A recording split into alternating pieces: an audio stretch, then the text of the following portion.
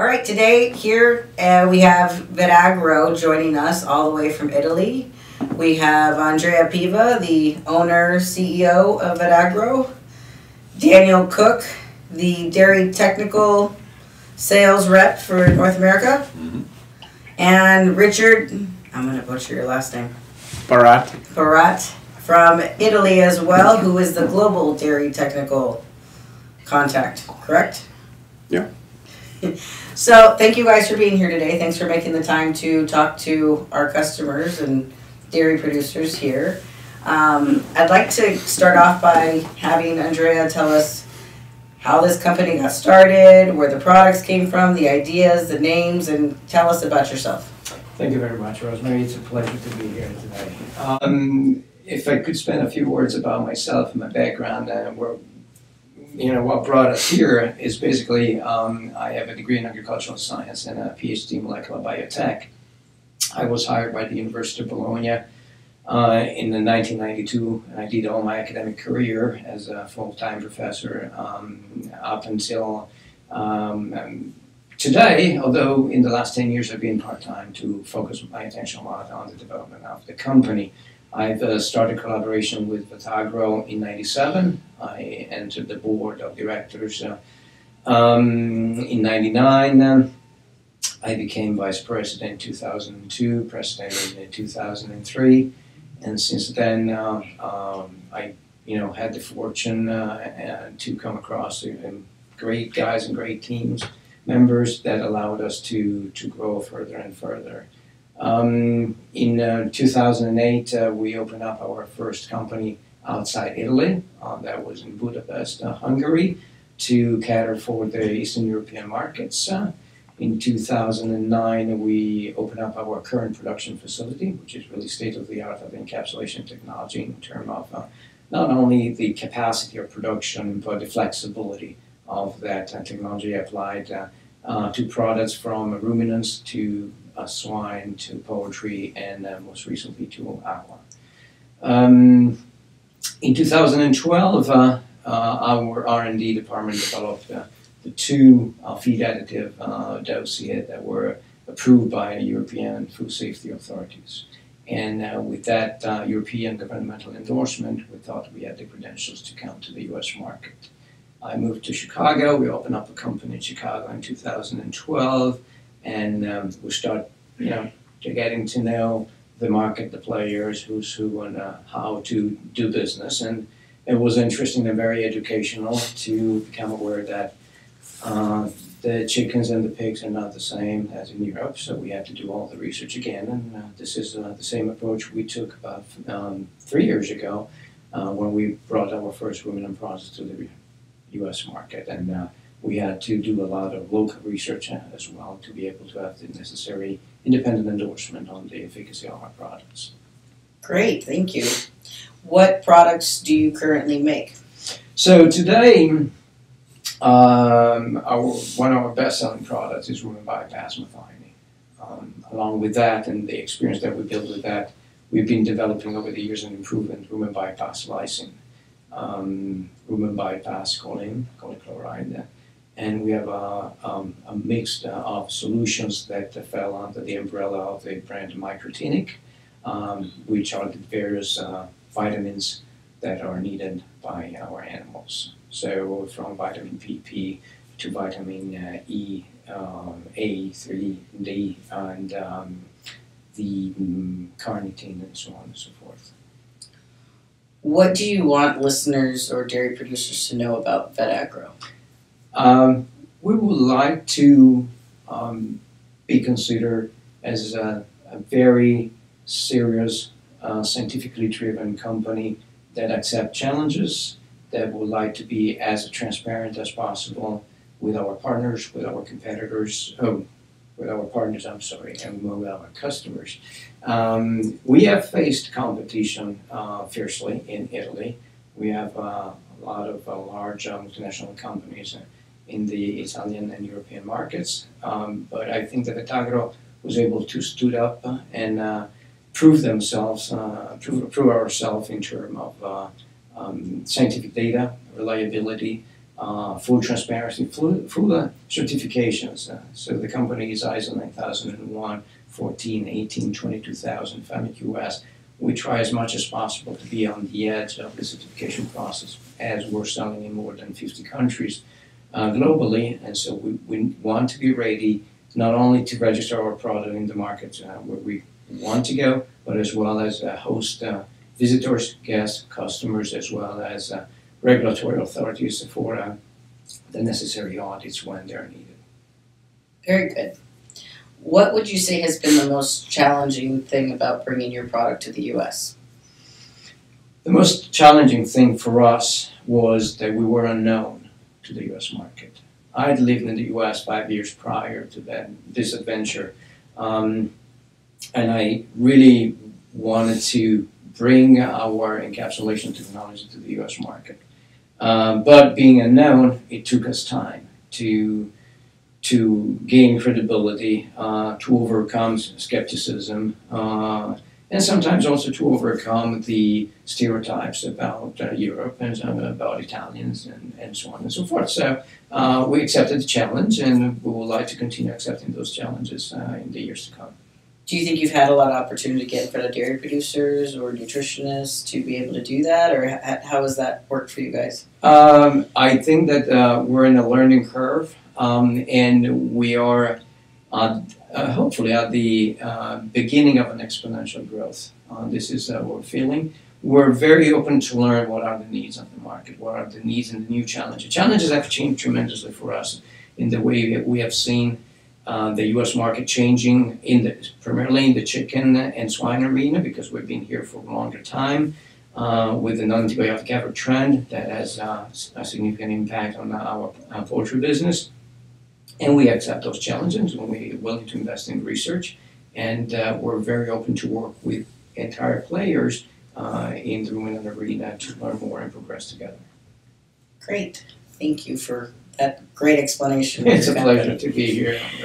So let's start with talking about your amino acids that you have. You have 2 amino acid products, Thymet or Timit? Yep. Thymet and Relice. And Thymet is a methionine amino acid, and Relice is a lysine amino acid. And can we talk, so in the encapsulation process, and you consider yourselves an encapsulation company, correct? So what is different about the way you encapsulate things than other competitors? Well, if you allow me, I'll love to go back to a decision, a very, very moment in my life when in 2008 I was faced with the opportunity of purchasing the company after a few years of working with Vetagro. And having seen the things from the inside, how things were done, not only on the scientific side, but also on the practical making of the product and in continuous improvement of the product. The project for me was clear that if we had chosen and still choosing to use a lipid-based matrix, which is a vegetable source, and which is at the end of the day a nutrient being digested. So the choice of not having synthetic matrix or synthetic coating materials around our nutrients made me really think, okay, we can play around with this matrix to achieve a rumen bypass, to try to make it as effective as possible, as cheap as possible, and at the same time as acceptable as possible to the final consumer. Not only that, but also using that matrix to obtain an intestinal slow release. That applies mostly to the monogastric species that we're supplying product to. But optimizing the bioavailability, minimizing the losses at the rumen level or along the digestive process really triggered my attention in 2008. That's why I've really made a decision about committing to the company, and the company had grown very significantly in the last 10 years. Okay, so going to Thymet and Relice, can you guys educate us a little bit on those products and how we should be using them? So TimeNet is our largest seller in the U.S. market. It's a 55% methionine with a little over 80% bypass and 80% intestinal digestibility. So as we look at that in terms of economics, what that drives, we're looking at milk production and milk proteins. And as we look at it from the other side, from the nutritionist view of dollars spent per grams of methionine, we're currently the most effectively cost methionine on the market. So it's driving both economics from both the diet side of things, but also on a producer return on their investment, which is the driving factor for all of us. Great. That's awesome. Do you have anything to add about that? Yeah, and if I may come back to the technology, this type of technology, I like to call it like a stracciatella ice cream, maybe because it's connected to Italian style, but the matrix embedded the nutrients, and even if it may seem a limit, but we can reach around 55% concentration of nutrients in the matrix, and most of our competitors goes over this because they have a different technology. But as the cost of this technology is cheaper, we are still price competitive once we adjust the dosage per cow per day. So it's not absolutely a problem. It's not a bad thing of the technology, because it makes simple, more resistant to stress, physical stress, and also good to apply in the field. So it's very positive. So your guys' take is that the encapsulation process you do is more natural and better for the animals and provides more than what the competitors do? It's very simple materials. Everything is written on the label, so everything is there. Yeah, it is very transparent the way we're approaching the market. At the same time, our really know-how stands in the production parameters, from temperatures, the airflow, the conditions that allow us to properly manage and tailor the encapsulation process and the particle size that we want to achieve, and then in the case of ruminant, also the specific gravity to minimize the transit time across the rumen and making sure that as much as possible methionine reaches the duodenum and the intestine to be absorbed effectively. So TimeNet is a competitor. I mean, it has competitors. So who are their competitors? And you told us about the 55% methionine and the digestibility. What do other products? How do your competitors compare? So our primary competitor market would be Adaseo's SmartAmine product, which is of a higher concentration, very different technology. It's a coating as opposed to a matrix, so it has a earlier release point. So with TimeNet, we're able to get farther into the tracks. You have longer absorption times of methionine, so we have a longer term of methionine in the blood plasma. Whereas products like Adaseo's, it opens up earlier in the the intestine, but it's all in one spot. It does not. There's no particle difference to elevate that. So you have spikes there, whereas we have more of a slower transit in methionine in the plasma. It continues to release. Continue to release. Yeah. When it comes to methionine products, you said that's been your biggest growth in the U.S. since you've started on this adventure of coming to the U.S. market.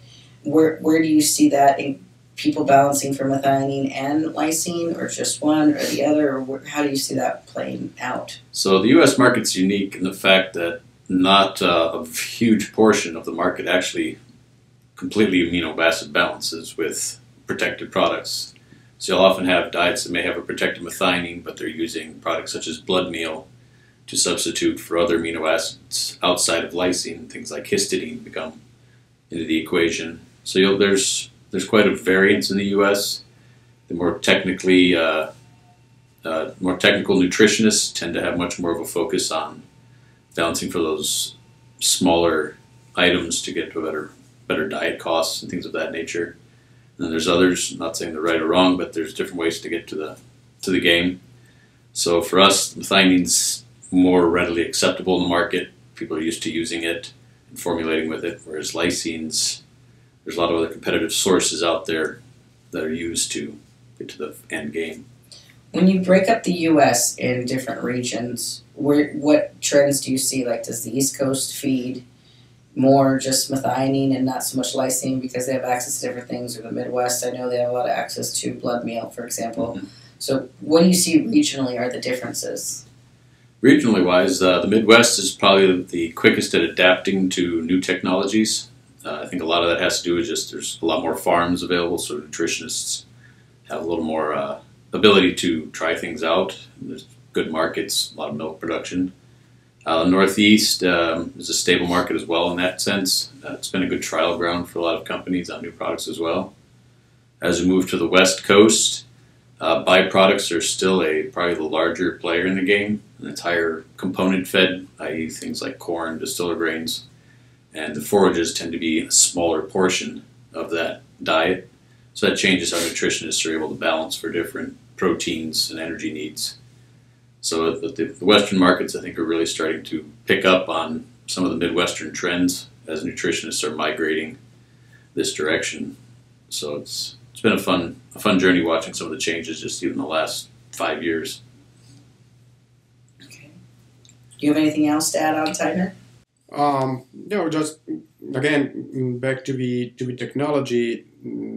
Looking at competitors, in particular about coating, the fact of having part of a very small part of the nutrients outside because it's a matrix, it's not a big issue as somebody wants to show. And in certain ways it's also a benefit for the rumen bacteria. Having a small part of methionine, for example, in this case, available for the rumen bacteria. We have seen that it may have a benefit because we are not able just to improve the milk protein, but also milk yield. And this is probably connected also to a better microbial environment and so an increased microbial protein that ends up to the intestine. So, and we know exactly how much it is in this part, and we can track exactly what is happening to our product in the rumen, in the intestine at different time points. So we know exactly what's going on. So, in talking to our audience as dairy producers, why should they buy Time-It over a competitor product? Well, we've talked about the economic side of that, which obviously is the end game for everybody.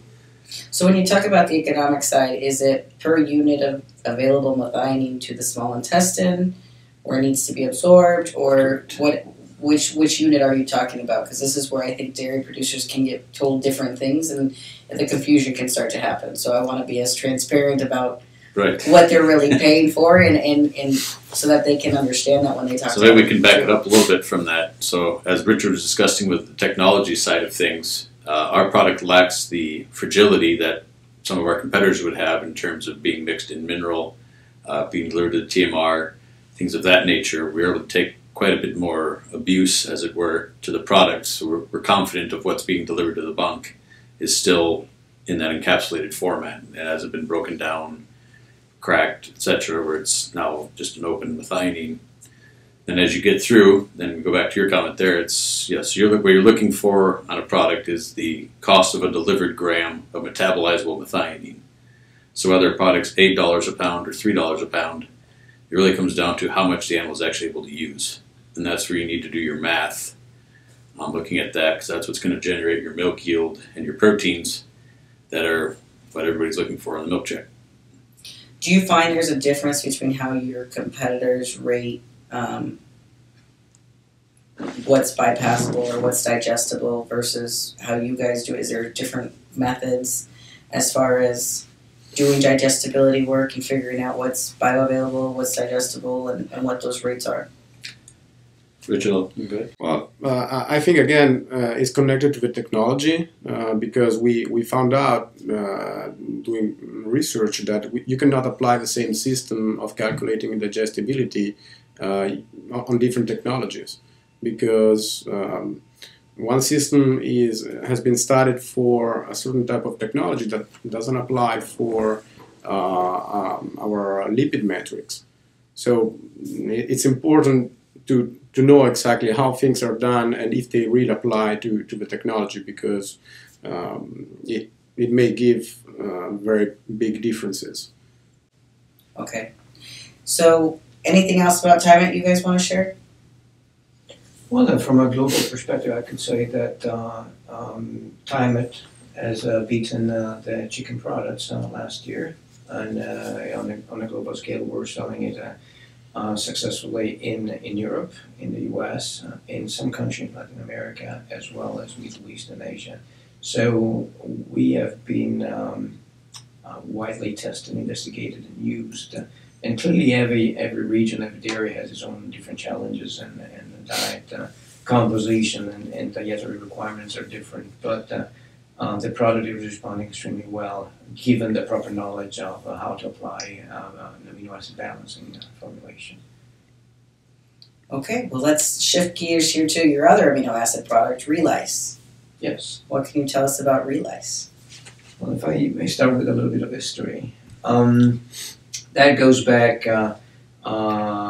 several years again. We're still in our previous production facility, and we have been working on encapsulating lysine, and we're pretty happy with the results. We did realize, however, that over the shelf life of the product, there were changes in the structure of the matrix, and the amino acid tended to lose the ability to bypass the rumen. And so we definitely committed ourselves to go back to the drawing board and understand why was this happening. Most likely it was associated to the structure of the amino acid, the epsilon amino group that is on the tail end of the amino acid that allowing to, over time, to kind of protrude outside of the capsule. So we implemented a series of studies, and we were able to stabilize that problem. And I would say that since about 10 years now, we've been very successful in obtaining a good result with the product that contains 42% of lysinated chloride. And maybe you guys can give a little bit more of technical aspect or technical details about that. Well, if TimeIt is on average used around 25-30 grams per cow per day, release it goes around 50 to 70 grams, depending on, of course, on variations. And as the final lysine, pure lysine content is 33%. So, and then as Dan was describing before about the different areas of US, also depends on the utilization of raw materials. For sure, TimeIt is the best seller, and then depending on variations, lysine is the second one.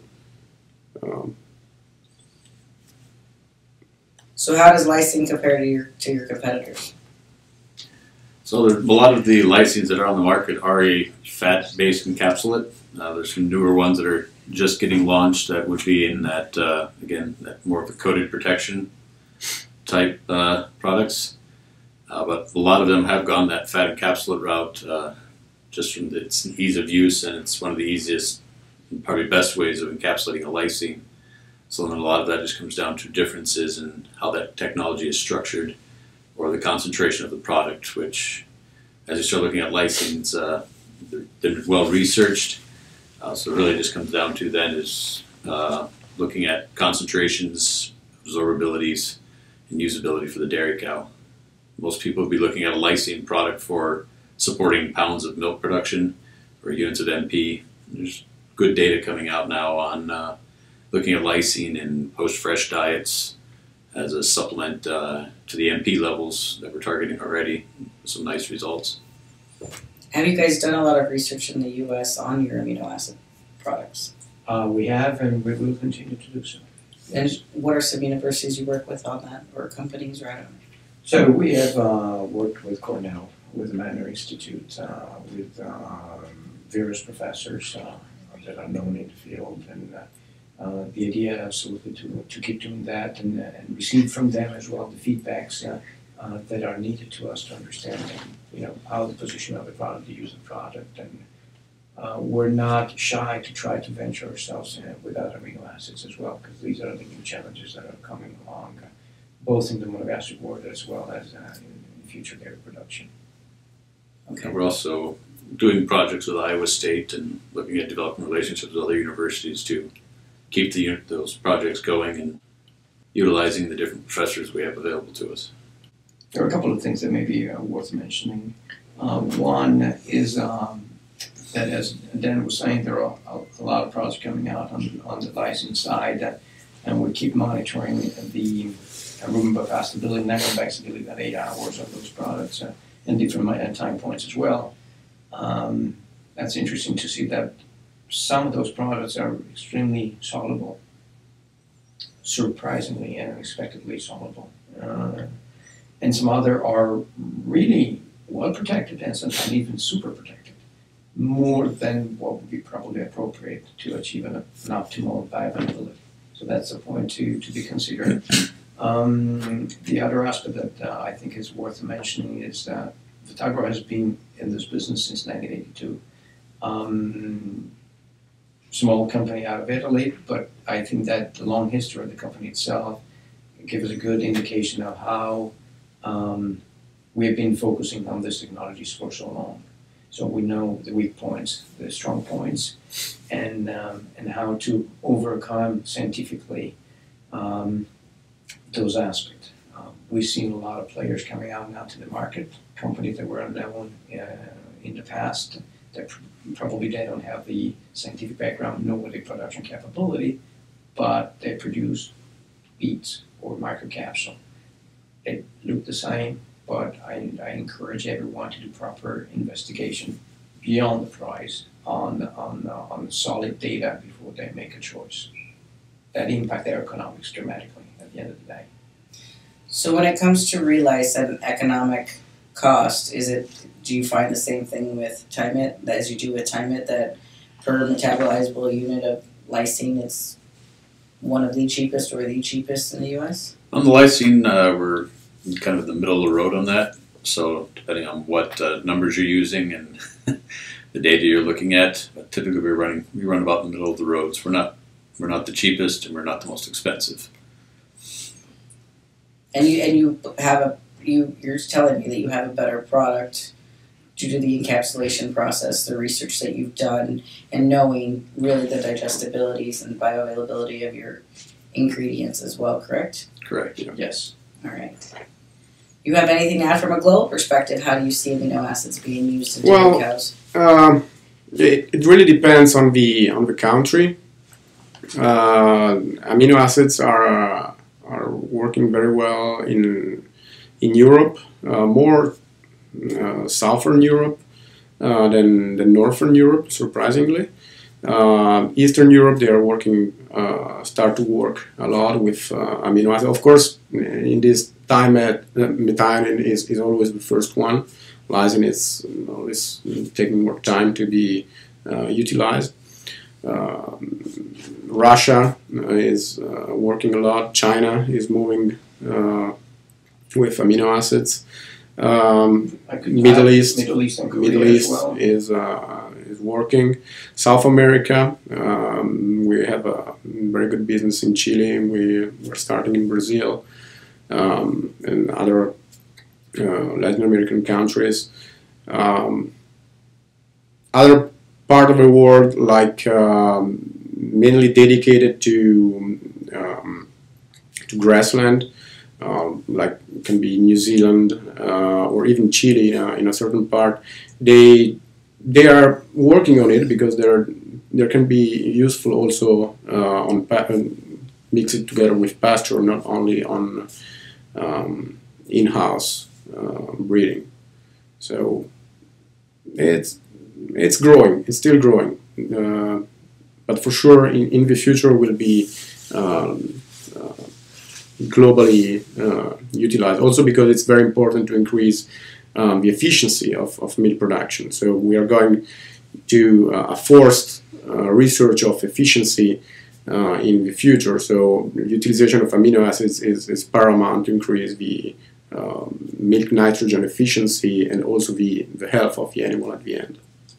And I think it's worth mentioning at this point that anything that improves nitrogen efficiency and protein retention efficiency also reduces the environmental impact of animal farming, which is a main driver for all new economics now. Current and old economics, but new markets, everybody is looking to improving efficiency of production and reducing the environmental impact. And that we're having a lot of pressure, depending on the country, depending on the regulation, but nobody wants to have high nitrogen loads on farmland anymore. Do you think your competitors can say the same thing about your sustainability by feeding your product? Well, that's something that is implanted in our culture. We've been working in the past on amino acid being used in the monogastrics a lot. And coming from a land where Parmesan cheese is being produced and Parma ham are being produced, they do require a heavy amount of protein, and the efficiency of retention is key, otherwise the environmental impact is very high. So we kind of develop our research with a particular attention to that sustainability aspect, which is ultimately paying off. I'm not sure about what the others competitors are doing in this respect, but it's the Po Valley, the northern part of Italy, is a highly intense agricultural area, and so there is a need for proper control of what eventually is your waste and where is your waste going to. I think that's more of that would be more of a forward-thinking characteristic of the company that I don't get to hear that often, or I know it's becoming more and more of a forefront and a point in farmers here being forced consistently to change or to be better than they have. I mean, they've always been stewards of the land and always kind of been the sustainability, but here it's definitely more of a consumer-driven thing, and we have to get better about it. At the end, it always comes back to money. I mean, if you're not interested in the environment, yeah, okay, fine, but at the end, if you increase the efficiency, you also gain more. So it's your own interest. Mm-hmm. Yeah. So what do you see are the best? What do your customers see that are using Tymet and Relice? How is that translating into milk, health, money, components, whatever the case it is? Well, you're going to be seeing on diet costs, we're able to lower diet costs from a like-for-like exchange, which again is it's always a benefit. But we're also looking at things like milk production increases, your points in protein moving up, which in the current market is definitely a positive. But we're also looking at things where, there's a lot of good data out there on the use of methionine and pregnancies, things of that nature, which they're maybe harder to see on the outside. But as you start looking at numbers and tracking programs, you can start seeing those repays that aren't necessarily visual on the milk check, but they're paying the dividends and making sure that those things are happening that keep a dairy farm functioning. Have you guys found any correlation or any type of factor you can use to say per X amount of metabolizable grams, you'll see a component increase of 0.1 protein or anything like that? Has anything like that ever been quantified? I think there's some ways to quantify it, but a lot of that really comes down to, as you know, as a nutritionist, the variability on a farm is large. So I tend not to try to share that type of a data, because then it's setting up on a nutritionist for potential issues with the dairy farm as they're sitting there. Well, we just fed 25 grams, and the correlation here says we should be making 5 pounds of milk. But when at the end of the day, if you didn't put up good corn silage and you had a bad year for hay or whatever the case may be, there's other things we have to work around to do that. So typically on Tymet, we are going to target somewhere in the Midwest anyway. The range is probably between 25 and 30 grams. Out west here tends to be a little less than that. The range there is more probably from 15 to 20 is what we're seeing. And there we're seeing a fairly consistent, at least, yield boost in milk, and usually a point or so. So say moving from a 72-pound herd to 73, 74 with a component increase, say going from a 318 to a 319 or a 32. So that'd be a range I would, we typically expect to see all things perfect. In your guys' experience, what is the ideal diet for amino acids to perform to the best of their ability? It's a good question. The one that works.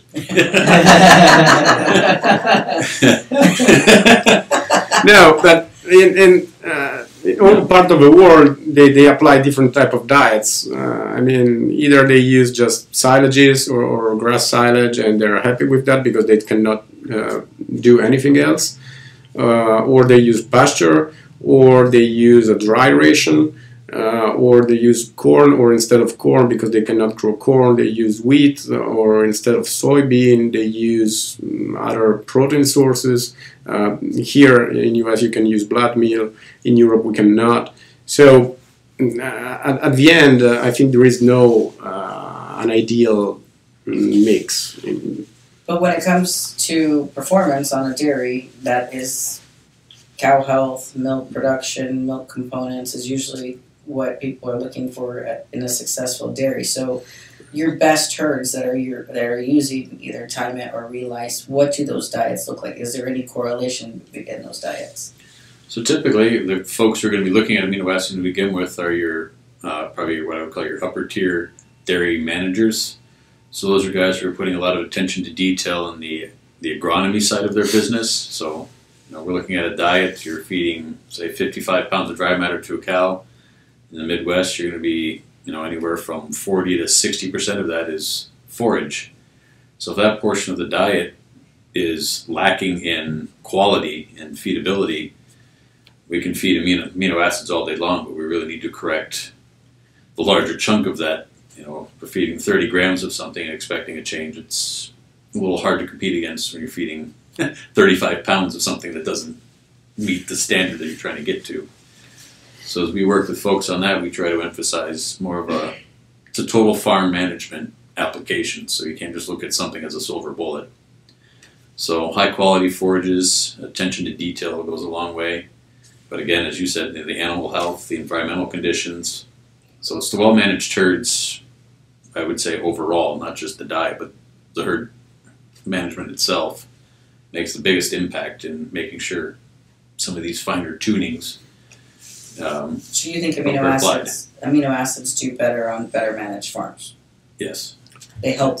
They help move the needle. If we're on a 50-pound dairy herd making 50 pounds of milk, and we got big Holsteins, there's probably some other issues we need to address before we start trying to determine where we're limited at on our protein needs and amino acid needs. So there's a way of building that up and helping them structure, which, like Richard and I both probably enjoy that part of the job too, is helping dairy farms improve so we can get to a point where using some of these more additive type products or nutrient products help them move to the next level. So that is part of the services Vetagro provides through the two of you of going to dairies and working with some, to talk about what value added service that is. Like, what does that look like? So we've used it with a few other groups. It's helping a nutritionist basically if there's problems on a dairy farm or we're looking for opportunities to improve. It's something that Rich and I are both able to do and enjoy doing. Is at the end of the day, the cows don't lie. So getting into that aspect, it helps people move forward and gives us a good connection to the end user, which as a company we enjoy. And as having also a global outreach, there is a funnel of experience that I encourage to occur between our technical service, let's say in Eastern Europe, Richard traveling globally, and having the opportunity to having exchanges that allow everybody to be more enriched about what a guy has seen here or there, and how can this benefit also other customers. One of the questions that I probably should have started off with is, why should a dairy producer pay attention to amino acid and feeding them and having their nutritionists balance the diet for amino acids? Why does the cow need that? What is the reasoning behind wanting to feed this? Besides, we've addressed all the benefits of feeding them, but why is it needed in the first place? Well, amino acids, rumen protected amino acids are not a magic powder. They are nutrients. So a cow has a specific need for those amino acids, as in particular essential amino acids, to fulfill the production of milk protein. So if a ration is unbalanced or the rumen conditions are not so good that there is enough bacterial protein, metabolizable protein going to the intestine. So amino acids help to fine-tune the supply of, in particular, in this case, essential amino acids, so that the cow has all the building blocks available to produce milk protein, and also for immune system, because it's also based on amino acids. Another point is that with specific amino acids, it is possible to reduce this kind of safety risk, safety factor we have by adding a lot of protein into the diet. Because at the end, it's like I want to fill a glass of water with a bottle or with a water bucket. It's not efficient. Again, efficiency is very important.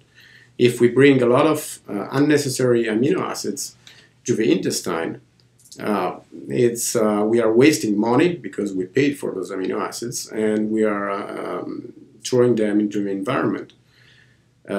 So by lowering the protein in the diet and correcting only with the needed amino acids, we can improve a lot economical and nitrogen efficiency in the cow.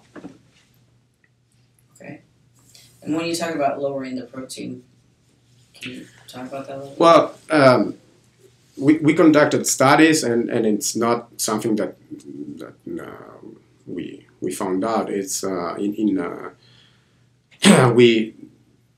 we have a tendency now to reduce the crude protein of the rations. Many years ago, maybe 20% crude protein was normal, and they found still in certain countries rations with 20-21% crude protein. Now, talking about 14.5, it's not so weird anymore. So, of course, this is only feasible when you have all control of what we are doing. You cannot just wake up in the morning and just throw down the protein and thinking that the amino acids will cover that. You have to know exactly what is happening into your cow and, and how the cow is answering. But it's possible by balancing and, again, reducing this safety factor of unused protein, unused amino acids that you're basically putting there to cover all the needs of the cow. For sure, in the future, also with the entrance in the market of further amino acids, we will have rations even with lower protein, probably. And it's not just it. Correct me if I'm wrong, but it's not just because of the lower protein, but the type of protein you're bringing, whether it's rumen degradable or rumen undegradable protein. Correct? Yes. Yes. Basically, we are fine-tuning the metabolizable protein. We are just correcting what the nature in the cow is not able to do, or what is missing. What is missing, yeah. Okay. Just wanted to clarify that. What else do you have to say about lysine? You relice. Anything else to add? I think we actually covered that one. Anything you have thought about Timeth that you want to mention again? No? That's Why are you looking at me? Let's just sell more. Okay. The best product in the world? No, it's honestly, Timeth is really responding extremely well. So a lot of times there are no real opportunity to run tests with a group against another group of dairy cows, and so the on and off strategy is what a lot of dairies implement to evaluate a change in the diet. And I have to be honest, and they are in the field every day in every country. I don't have any recollection of a situation in which the product in and out did not fail to show its efficacy. So clearly you have to account for all the possible changes of the dye formulation that may occur over time, especially if you're doing this on and off type of studies. But even in comparison with competitive products, Vetagro time has stood up the test. So I'm extremely pleased with the work that has been set up and the outcome that we're seeing from the market. Okay, so shifting gears a little bit, let's talk about Smart Cell, your selenium product, correct? Mm-hmm. Tell me about that. So the origin of this is a good example of how we try to listen hard to the market needs. It was a product that we were not carrying it. At some point in time, it appeared by traveling and visiting various countries that there was a need for improving the handling and the bioavailability of sodium selenite. And so we thought about why not encapsulating it and making sure that sodium selenite would not lose solubility through the passage through the rumen. And so by preventing the content with the reducing environment in the rumen to increase the actual bioavailability of sodium selenite. And so we conducted a series of studies, some of which have been published in peer-reviewed journals.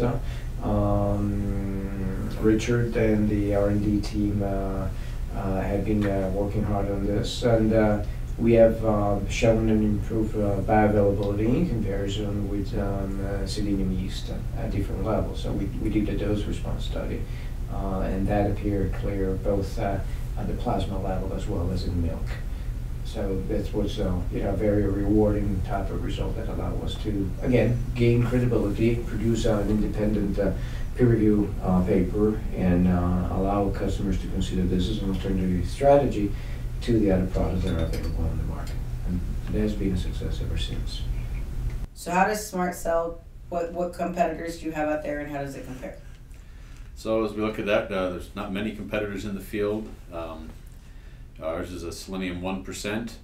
It's used primarily in dairy and beef rations.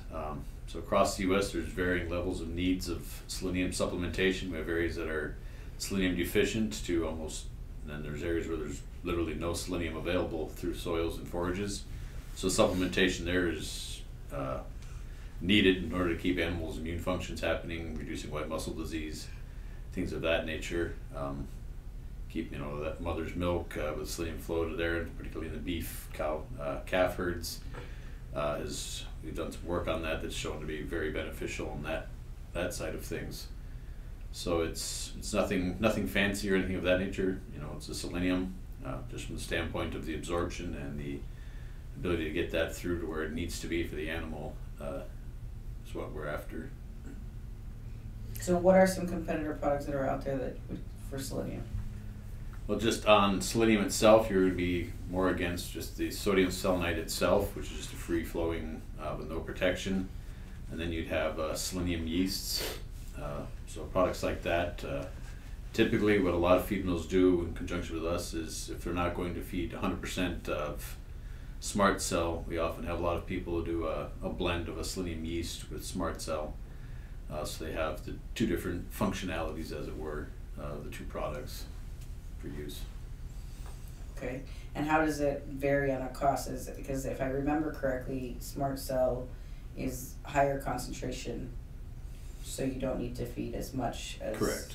Other selenium products? The Smart Cell, again, it's a 1% selenium, so a lot of the selenium yeast products on there are going to be a 0.06. It's probably the most common side on that. From the cost point of view, we're typically cheaper input into a diet than selenium yeast, and will be slightly more expensive just due to the technology and the capability of going through than a sodium selenite. But in terms of a delivered amount of selenium, you can't actually feed enough sodium selenite to reach the same level. So if you start matching it in terms of delivered selenium, it's a much cheaper option. Would this be, I know your amino acids are your top two sellers so far in the U.S. Is Smart Cell the next up and coming one? Yes, Smart Cell is picking up quite a bit in steam, particularly with feed mills. So most nutritionists aren't necessarily married to a selenium. But as you look at the encapsulation side of things from a feed mill standpoint and the HACCP regulations that we have in employee safety, removing that selenium heavy metal dust from the air really helps a lot of HACCP folks who are doing the evaluations for their facility to have a check mark in the reduction of heavy metal possibilities.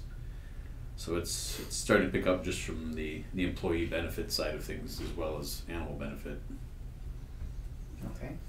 If I may add something about the mechanism of action, Dan was talking about the cow-calf operation, and that's really interesting because with Smart Cell we are able to increase the level of selenium in plasma, but also in milk and in colostrum.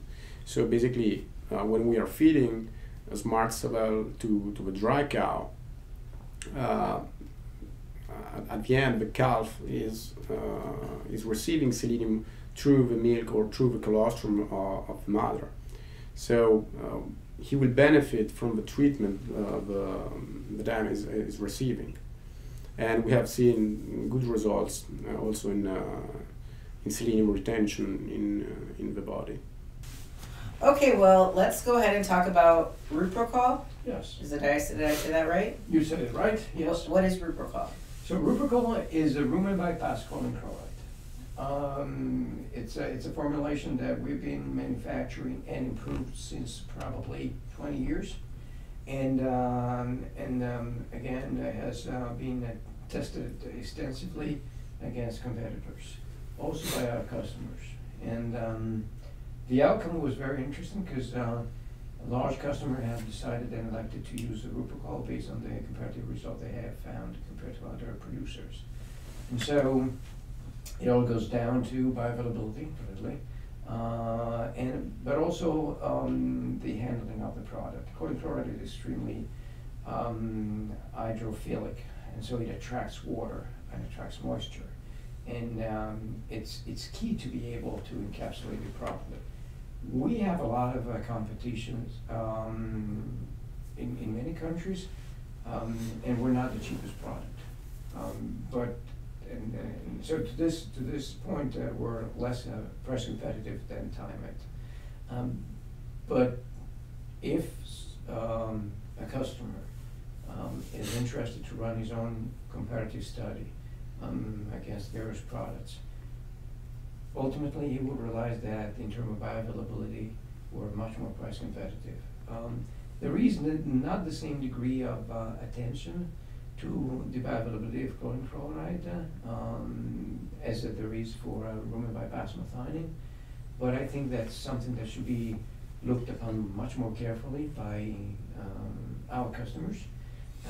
We have a large audience of customers that are enjoying this product, but sometimes we feel the pressure of other competitive companies that come with the lower and cheaper product, which looks similar, but it does not have the same degree of rumen bypass. So it really goes down to, having the confidence on feeding something that you want to make sure your cows are receiving.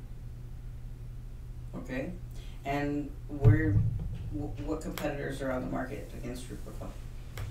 Probably the largest competitor we'd have in the market would be Balchem's Reassure in the U.S.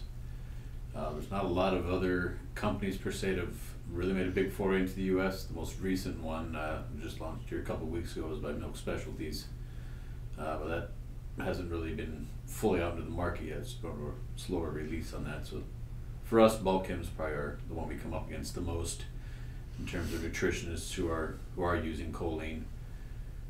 So it's an option in the field that we have. Again, it kind of goes back to working with dairy farms. If you're able to do some different things on the management side of things, we're often kind of talk ourselves out of a product. But at the end of the day, if we get a healthier cow, there's the benefits for other products we carry in the line to mobilize them, make that better. So, but it's a way it ends to a means in some situations where you need it to repair situations. So what does Ruprocol solve, or what do dairy producers benefit from feeding Ruprocol? For sure. Well, utilization of choline is known since many years now in the field, and in particular, the role per se of choline is to help the creation of VLDL in order to clear the fat from excessive fat stored there, to mobilize fat from the liver.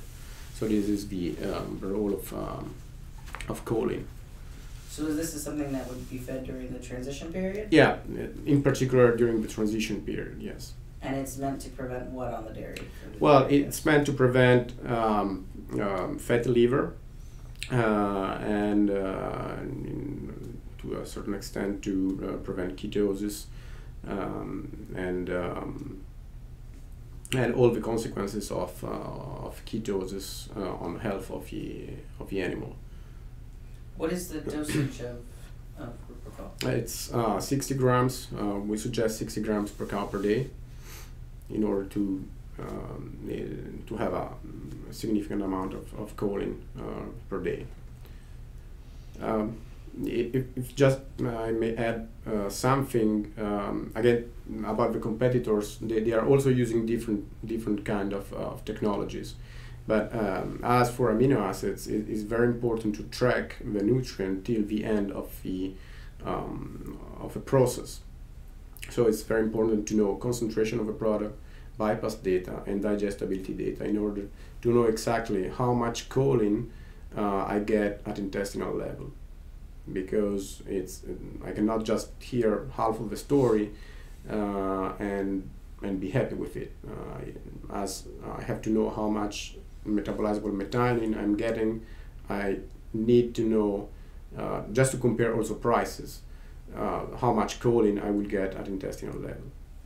So when it comes to any of your products, that's really key when you're comparing them against other competitors or vice versa, comparing against you, is knowing the content, the concentration of whatever that product is trying to supply, and then how much is bioavailable, and calculating how much is going to get to the small intestine to be absorbed and to actually be utilized.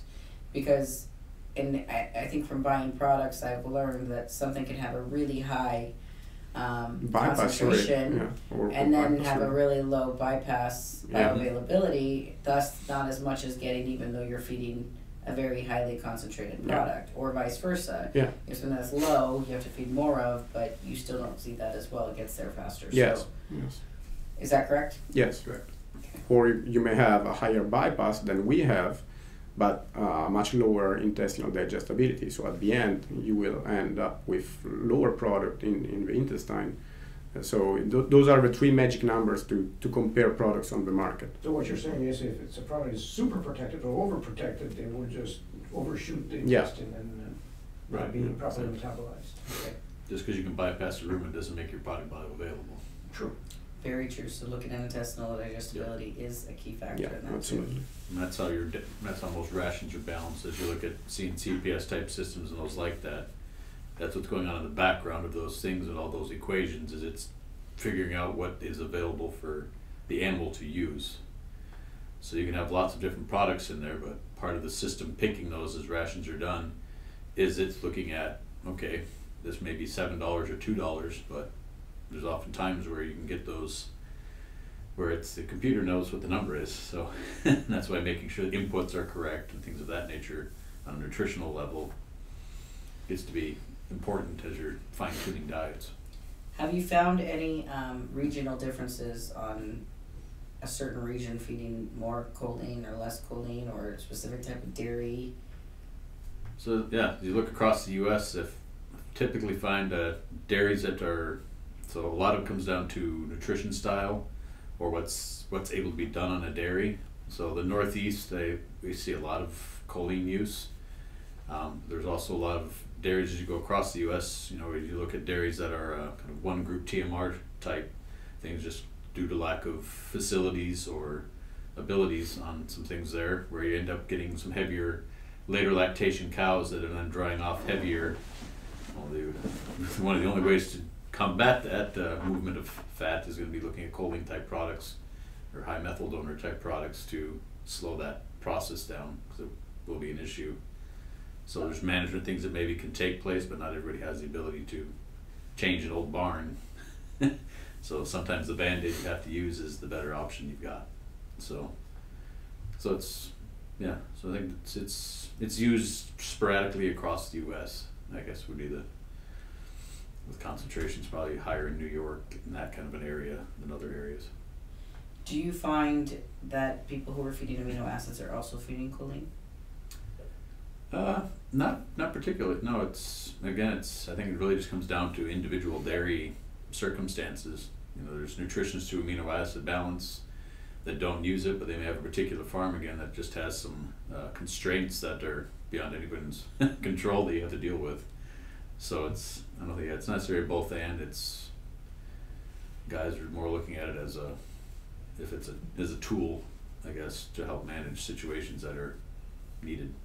So you definitely see an increase in usage of Rupacol or choline in transition cow problems? Yes.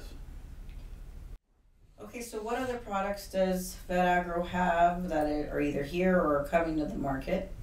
Well, Vetagro has a wide range of products, and this is quite a difference in comparison to our competitors that are maybe more concentrated to amino acids or choline. We cover from amino acids to vitamins to specific products, blends for specific needs for the animals. So out of the amino acids and choline, we have blends for a transition period that could be like Macovit, that is a blend of methionine, choline, betaine, and B vitamins, specifically studied for liver metabolism. We have other solutions more maybe oriented to the fatty acid metabolism, like Carnicol or Microtinic CNC, new name. Microtinic CNC, that is a blend of carnitine, niacin, and choline, more oriented to the fatty acid metabolism. We have vitamins, vitamin PP, niacin, for heat stress or for lowering NIFAS. We have B vitamins for improving the nutrients utilization, in particular in fresh cows. We have all other vitamins like blends of ADE. Vitamin C is another interesting product. Betaine or vitamin E by itself. And as said before, we have selenium. So we can really cover a wide range of situations and need of a dairy farm.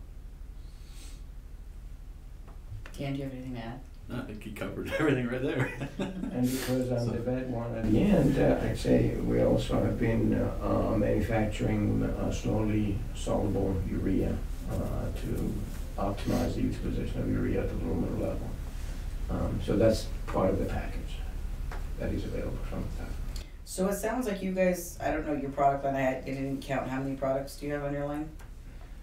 Well, the list spans over 60 different products, depending on the markets and depending on the animal species. But for dairy cows, you have? Most likely there is a top 10 selling product on the dairy side, yes. And it sounds like from what we've discussed today, you have solutions for every type of producer.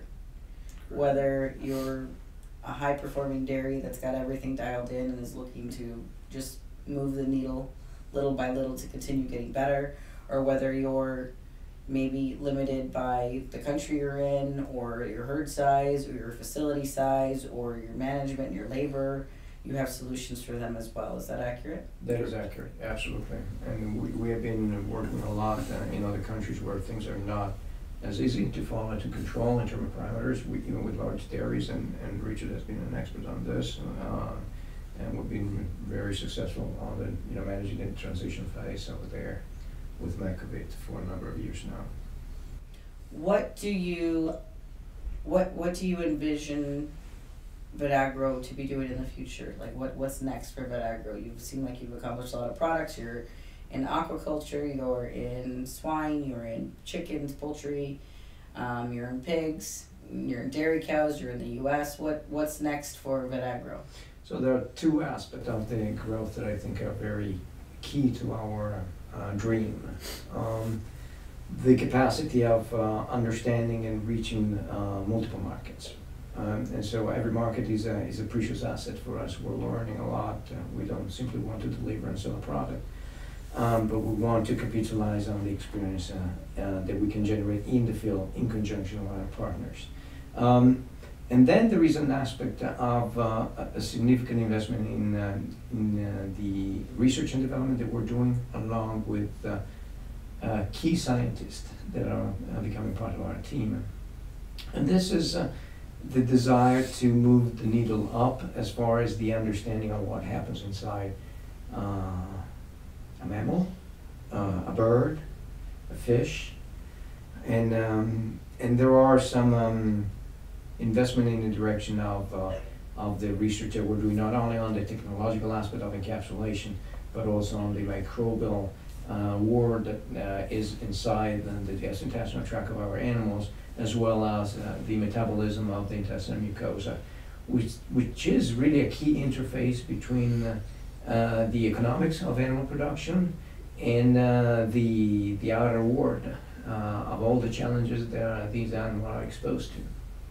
So investing there, understanding what happens, and trying to push the limit well beyond what pharmaceuticals have been trying to achieve, and unfortunately, or fortunately now, there is a tendency toward limiting the use or the abuse of pharmaceuticals towards using nutrients that could have effects that we were not supposed to know or expect or anticipating in the past. And we see a lot of potential in that direction. So natural isolated compounds that can be extremely effective in reducing inflammation, facilitating gut integrity, controlling undesired microbes that are contaminating our farms and our food chain.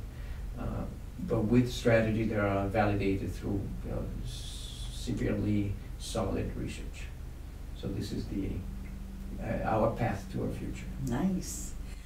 What do you want dairy producers to know about Vetagro and your company in regards to what you're trying to deliver to them? I would like dairy producers to build the confidence that we're bringing our experience, which is not perfect. We will be very open to interact with all of them, to listen to what their problems are, to propose what we think is a solution. And because we're new to the market, again, it's mandatory for us to be extremely humble and to understand exactly what goes on, and build an interaction that hopefully will be mutually satisfactory for the years to come. That's our desire. Great. Well, thank you guys so much for being here.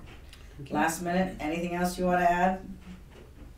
I think personally, I enjoyed this interaction. I am flattered to be here, and I would love to continue to share our experiences mutually as we progress, because we're not at a standstill. We're just on a journey. Okay, well, thank you so much for being here today, and to our audience of dairy producers or nutritionists, you know that your Vetagro products are available at Animal Nutrition Systems. So please inquire. We'll put you in touch and make sure you get all the information and get Dan and Richard out to your dairies or for a meeting to discuss how their products can help you. Thank you very much, Rosemary.